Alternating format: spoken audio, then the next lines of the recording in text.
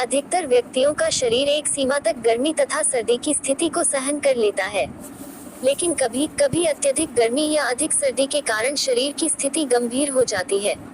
शरीर का साधारण तापमान 989-99 डिग्री फ़ारेनहाइट तथा लगभग 37 डिग्री सेल्सियस होता है। शरीर का तापक्रम हमारे द्वारा ली गई ऊर्जा से शरीर में संचित होता रहता है तथा शारीरिक क्रियाओं के द्वारा यह कम भी होता रहता है, जिसका कारण मस्तिष्क में स्थित तापमान नियंत्रक थर्मोस्टेट होता है, लेकिन कभी कभी यह असंतुलित हो जाता है। फलस्वरूप निम्न स्थितियां हो सकती हैं: तेज बुखार, हाइपोथर्मिया 1030 से अधिक तापमान 1, लू लगना हीट स्ट्रोक 3, तापक्रम गिर जाना हाइपोथर्मिया 4, तुषार घाव, लू लगना हीट स्ट्रोक 3, तापक्रम गिर जाना हाइपोथर्मिया 4, तुषाराउंड फ्रॉस्ट बाइट, लू लगना, सनस्ट्रोक या हीट स्ट्रोक। यह स्थिति मई जून के महीने में हो सकती है। अधिक देर गर्मी में रहने से यह स्थिति पैदा हो सकती है। लक्षण 1, 2, 3, बेचैनी और घबराहट, तापक्रम 105 डिग्री फ़ारेनहाइट या उससे ऊपर चले जाना, गर्म शुष्क त्वचा, सिर दर्द, नब्ज का मंद हो जाना। 5 उपचार 1, 2, शरीर के सभी अंगों पर बारजंगी पट्टी कोल्ड स्पॉन्जिंग से ठंडक दे या गीली चादर शरीर पर लपेटे। यह प्रक्रिया लगभग 30 मिनट की है। पंखा या ठंडा चला दे। रोगी को आराम से बिठा दे या लिटा दे। स्थिति न सुधरने पर अस्पताल ले जा रहे हैं। प्राथमिक चिकित्सा बॉक्स से एक गोली पैरासिटामोल दी जा सकती है। तेज बुखार, हाइपोथर्मिया, जब तापक्रम एक निश्चित सीमा 103 डिग्री फ़ारेनहाइट से ऊपर चला जाता है, ऐसी स्थिति को तेज बुखार कहते हैं।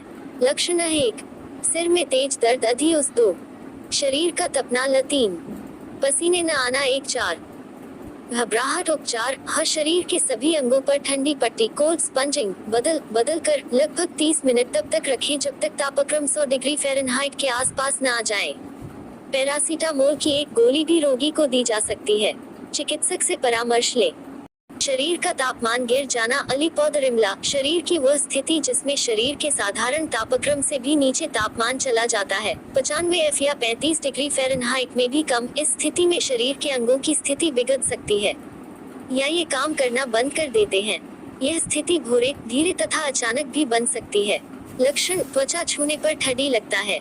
2, चेहरा सफेद हो जाता है। 3, नब्ज कमजोर तथा धीमी हो जाती है। श्वास खींचकर आते हैं। 5, सदी महसूस होती है। 6, कमजोरी प्रतीत होना। 7, मूर्छा हो सकती है। नी 1, 2, 2 उपचार 4, 5, 6। 1, रोगी को किसी गर्म कमरे में रखें। 2, इसे ऊपर और नीचे से कंबल में लपेट दे। 3, अगर रोगी होश में तो चाय दूध फाफी दे। शरीर की मालिश न करे। 5, शीघ्र अस्पताल ले आए। तुषार घाव, फ्रॉस्ट बाइट, अधिक सदों या बर्फीले मौसम के कारण त्वचा के निकट की रिक्तवाहिनी या ब्लड वेसल्स सिकुड़ जाती हैं, जिससे उस स्थान को ऊर्जा त्वचा तक नहीं पहुंच पाती। इससे पैर के पंजे, हाथ की उंगलियां, नाक तथा कान बहुत ठंडे हो जाते हैं तथा निम्न लक्षण दिखाई देने लगते हैं। लक्षण 1, उंगलियां, नाक, कान अधिक ठंडे होना। 2, प्रभावित अंगों का सफेद पड़ जाना। प्रभावित अंगों में 3, दर्द तथा उनमें सुन्नपन आना। लंबे समय के बाद वह रंगहीन या काले पड़ने लगते हैं या फफोले पड़ जाते हैं। 4, उपचार के 1, रोगों को सर्दी में बाहर न जाने दें। 2, 3, जोड़ 4, कमरा गर्म रखें। गर्म पानी से उपचार करें। गर्म दस्ताने, जुराब या गर्म पट्टी लपेटें। अंगों की मालिश न करें। चिकित्सक की सलाह लें। लो ब्लड शुगर, हाइपोग्लाइसीमिया, जब किसी कारण से मधुमेह के रोगियों में शर्करा का स्तर, ग्लूकोज लेवल एक सीमा से अधिक गिर जाता है। ऐसी स्थिति उन रोगियों के साथ हो सकती है जिन्हें इंसुलिन लेने की आवश्यकता होती है, लेकिन कम कार्बोहाइड्रेट के भोजन के कारण तथा इंसुलिन की उतनी मात्रा लेने के कारण शरीर में बची शर्करा और भी कम हो जाती है, जिससे निम्न चिन्ह और लक्षण होते हैं। 1, कमजोरी, फैटिग्यू, वीकनेस, मूर्छा, फेंटिंग। 2, भ्रम, कंफ्यूजन। 4, पसीने आना, स्वेटिंग। 5, बेहोशी का स्तर बढ़ते जाना। 6, मधुमेह का इतिहास, डायबिटिक हिस्ट्री। उपचार मथा सावधानियां। 1, रोगी को अधोमुखी अवस्था में लिटा दे। 2, थोड़ा सा भी होश हो तो मीठा शरबत, ग्लूकोज आदि मुंह में डाले। 3, यदि अवस्था सुधरती है तो उस पर नजर रखे तथा खाना या कार्बोहाइड्रेट दे। एनाफिलैक्सिस, यह शरीर विशेषकर त्वचा की एक तीव्र प्रतिक्रिया होती है जो निम्न कारणों में हो सकती है। 1, किसी जीव के डंक या काटने से। 2, किसी औषधि के द्वारा। 3, किसी भोजन के द्वारा। 4, किसी वस्त्र द्वारा एस वातावरण या जलवायु द्वारा चिन्ह तथा लक्षण बेचैनी 2 त्वचा पर लाल चकत्ते रैशेस 3 श्वास लेने में परेशानी 4 एलर्जिक भाग के आसपास सूजन 5 तीय धमनी की धड़कन सावधानियां तथा उपचार 1 तुरंत जांच करे तथा रोगी को दिलारा दे 2 जन्मताल चिकित्सक तक ले जाने की व्यवस्था 12 रोगी होश में होती बिता दे 4 बेहोश होने पर प्रतिक्रिया तथा धमनी की बदमान या स्वाय तथा अधोमुखी अवस्था में लिया 5 CPR लिए तैयार रहे शोध गैस्ट्रोएंटेराइटिस गर्मी तथा वर्षा ऋतु में संक्रमण के कारण रोगी को पतले अतिसार डायरिया वमन वॉमिटिंग उदर शूल एब्डोमेन पेन तथा बुखार हो जाता है उस स्थिति को आंत्रशोथ कहते हैं। इससे शरीर में पानी की कमी डिहाइड्रेशन हो सकती है। उपचार तथा सावधानियां एक रोगी को पानी की कमी न होने पाए इसके लिए औस का घोल लगातार दे 2 अन्य पेय पदार्थ लस्सी जूस दाल का पानी नारियल का पानी भी दिए जा सकते हैं 3 ठोस आहार न दे 4 स्थिति बिगड़ने पर अस्पताल अवश्य ले जाएं। आपदा प्रबंधन डिजास्टर मैनेजमेंट आपदा का अर्थ है अचानक आए यह स्थिति जिसके कारण कई व्यक्ति घायल तथा मृत हो जाते हैं तथा संपत्ति तथा अन्य हानि होती है।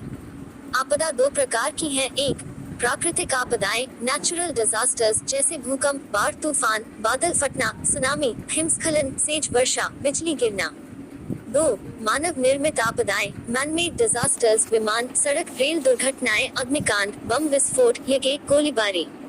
उपरोक्त दोनों प्रकार की आपदाओं का प्रबंधन ही आपदा प्रबंधन डिजास्टर मैनेजमेंट होता है।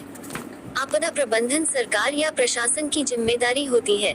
भारत जैसे देश में आपदा प्रबंधन के लिए राष्ट्रीय आपदा प्रबंधन प्राधिकरण national disaster management authority DDMA Delhi में इस कार्य को देखती है जिसका दायित्व राजस्व विभाग रेवेन्यू डिपार्टमेंट पर होता है।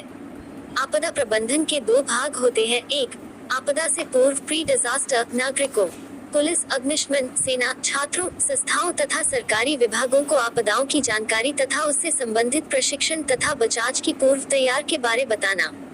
आपदा के पश्चात पोस्ट डिजास्टर आपदा के पश्चात इनसे निपटने के प्रबंध घायलों को उचित चिकित्सा भोजन रहने के साधन पीने का पानी साफ सफाई तथा उनके पुनर्वास को जिम्मेदारी सरकार के सभी विभागों की होती है जो एक निर्देशित अधिकारी ICD इंसिडेंट कमांड ऑफिसर की देखरेख में रहती है जो सरकार द्वारा चुना जाता है। आपदा प्रबंधन में आपदा से पूर्व बचाव के तरीके तथा साधन तथा आपदा के पश्चात प्राथमिक सहायक को बहुत बड़ी भूमिका होती है। इसमें बचाव दल के कार्यकर्ता रेस्क्यू वर्कर्स जैसे NDRF national disaster relief force जो कि सेना का ही एक भाग होता है तथा नागरिक सुरक्षा कार्यकर्ता सिविल डिफेंस वॉलंटियर्स तथा अग्निशमन कर्मचारी फायर ब्रिगेड पर्सनल अपनी अपनी भूमिका अदा करते हैं। पायलों का निर्धारण सॉर्टिंग ऑफ इंजर्ड अफेक्टेड ट्रियाज एक वह क्रिया है जिसके रोगी तथा पायलों को उनको मेडिकल कंडीशन देखकर उनकी छानी करना होता है किस रोगी या पायल की स्थिति अधिक गंभीर है या किसकी कम गंभीर है, किसको तुरंत उपचार की भाषा का है, कौन रोगी देर तक बिना उपचार के सुरक्षित रह सकता है। ट्रियाज फॉर्मूला नेपोलियन युद्ध में प्रारंभ हुआ था तथा विश्व युद्धों में भी इसका उपयोग किया गया। 1 यह घायल जो स्थिर है तथा बिना उपचार के उबार आ सकता है। 2 यह जो मृत्यु के करीब है या कुछ देर में मर जाएगा। 3 यह जिसे तुरंत उपचार मिलने पर बचाया जा सकता है। पायलों की निशानी टिगिंग टू इंजर्ड 1 काला रिद्ना मृतक या मरणासन व्यक्तियों के लिए 2 लाल बिना जिनको तुरंत उपचार मरी से जान बच सकती है। 3 पीला रिबन जिनकी स्थिति स्थिर स्टेबल है तथा जिनको उपचार के घोड़ी देर बाद से जा सकते हैं। 4 हरा रिबन यो पागल चल फिर सकते हैं या कम पायत हैं। इस सफेद रिबन जिन्हें हल्की चोट है या जिन्हें उपचार की विशेष आवश्यकता नहीं होती। रोगी का निवर्तन डिस्पोजल मोड्स ऑफ ट्रांसपोर्टेशन पावालों को अस्पताल पहुंचाना एक बहुत बड़ा उत्तरदायित्व होता है। प्राथमिक सहायता दे के दौरान पापलाई मार को अस्पताल ले जाना अति आवश्यक हो जाता है, अतः प्राथमिक सहायक को उसे अस्पताल ले जाने के सभी तरीकों में से जो उस समय सबसे आसान व सुलभ हो उस तरीके का अपना चाहिए।